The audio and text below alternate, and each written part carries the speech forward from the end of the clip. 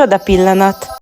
Mindez június 7-én vasárnap az Aldi női futógála keretein belül. Fodis szervezésében esélyegyenlőségi futam.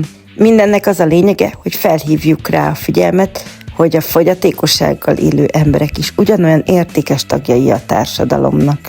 Mi a Pető iskola keretén belül futottunk, őket képviselvén, hogy milyen nagy kincsek a mozgássérült gyerekek, illetve felnőttek is.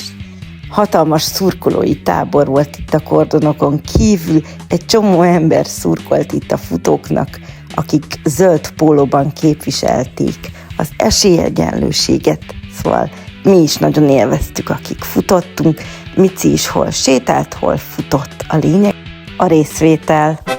Nézzétek csak, ez a lány a végén felállt a székből, hogy sétálva érhessen be a célba.